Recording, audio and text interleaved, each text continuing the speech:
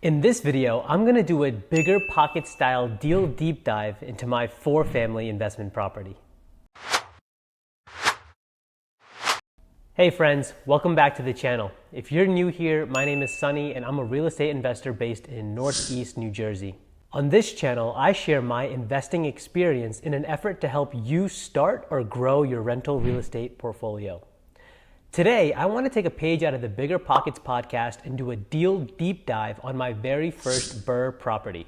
The first question of the deal deep dive is, what kind of property is it? Well, the property I want to tell you about today is a 4-family home in Camden County, New Jersey. Each unit has 2 beds and 1 bathroom. The property was fully occupied when we bought it, and the monthly rent roll was $3,600 per month. It was in serious disrepair and needed a full renovation. Fortunately, we didn't have to take it all the way down to the studs, but we did replace all the floors, kitchens, baths, doors, trim, and the roof, as well as making some major upgrades to the electrical and plumbing. The second question of the deal deep dive is, how did you find this deal? The short answer is, I found this deal through a wholesaler. The longer answer is a bit more interesting. I follow the BiggerPockets hashtag on Instagram, and one day back in the fall of 2019, I noticed a video walkthrough of a property I had previously considered buying. I direct messaged that person that posted that video, and within a week, we met for lunch at the local Chick-fil-A. After learning about each other's businesses, we had a good idea of how we could help each other grow. A few months later, they sent me this deal and I jumped on it. I offered that wholesaler an equity stake in the property if they helped me renovate it, rent it out, and manage the day-to-day operations. They took me up on my offer, and we continue to do new business together to this very day.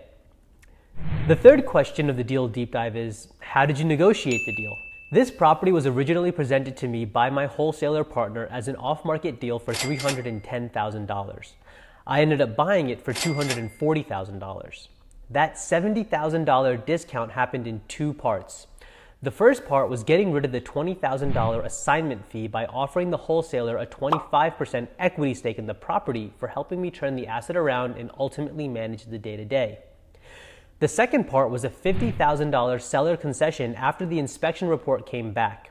If you want to hear that story in detail, you can click the card above that links to another video titled, How I Ethically Negotiate on Price After the Seller Accepts My Offer. The fourth question of the deal deep dive is, how did you fund the deal? We funded the purchase with a mix of hard money and private money. We used a hard money lender for 80% of the purchase price, which was roughly $200,000, and our hard money lender charged us 1.8% interest only on a 1-year term. We used a private money lender for the 20% down payment and the $160,000 renovation budget. That made up another $200,000 loan amount, which cost us 10% interest only on a 1-year term as well. The good part about our private money loan was we only had to pay interest on the money that was drawn. So by the time we were fully deployed, we were paying a blended rate of 9% on $400,000, which equated to $3,000 per month. Originally, we wanted the property delivered vacant upon the sale. However, having the property fully occupied turned out to be a blessing in disguise. We used the rental income to service our debt and fixed expenses like property taxes and insurance. Our renovation process took an entire year because we did 1 unit at a time. We didn't force any tenants out of the property. We let them leave at the end of their lease term, which happened to be evenly spread out throughout the year. As soon as 1 tenant left, we renovated their unit and re-rented it within a 60 to 90 day window.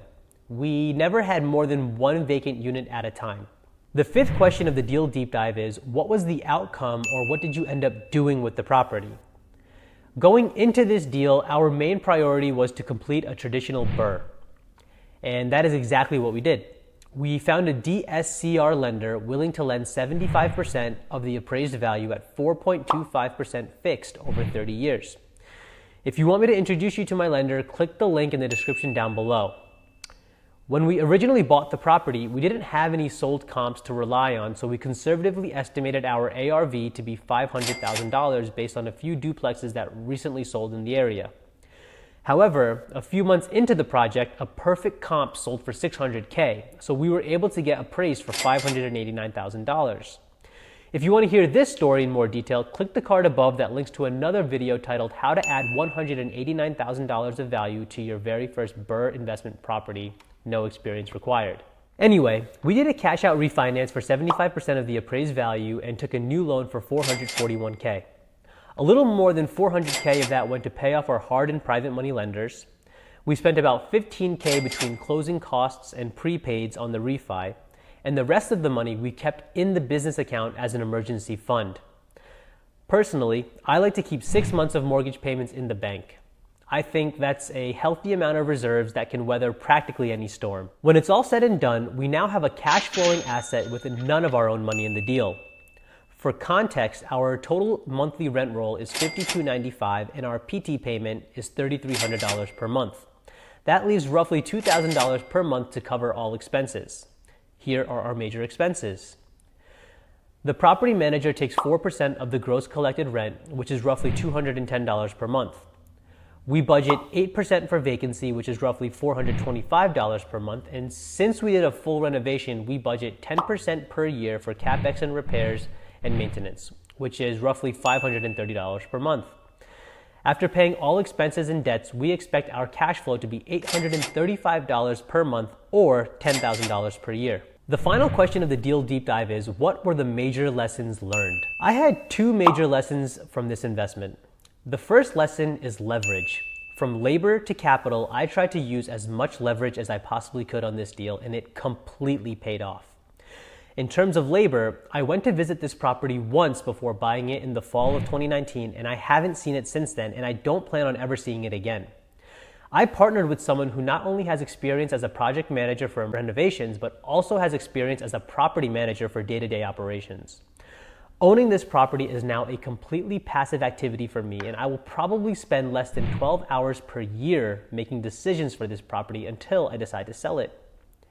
In terms of capital, I financed 100% of this deal with hard and private money lenders, and once stabilized, I was able to pay off my lenders with long-term fixed-rate debt and pull some extra equity out as reserves. Some people will say 100% financing is too risky, and typically I'd agree. However, I knew my numbers and I'm in the financial position to support this risk. If the rental income didn't cover the debt service or expenses in any given month, I could have backfilled the difference. Now that I own this asset with no money out of pocket, any returns are infinite and my downside risk is 0. The second lesson is the importance of staying conservative and sticking to your numbers. In regards to the purchase, I almost walked away from this deal after some red flags in the inspection report, but the seller agreed to a price reduction that made my numbers work again. In regards to the refi, our appraisal came in almost $100K higher than our original estimate. That was the icing on the cake for this deal. I hope you enjoyed this BiggerPockets inspired deal deep dive into my very first BRRRR deal. If you want to see more of these, leave a comment down below. Maybe I can start a deal deep dive series on the channel where I get into the nitty-gritty of every deal I've done. If you enjoyed the video, please share it with a friend. And don't forget to subscribe. I publish a new video every single week and I don't want you to miss the next one. See you in the next video. Peace.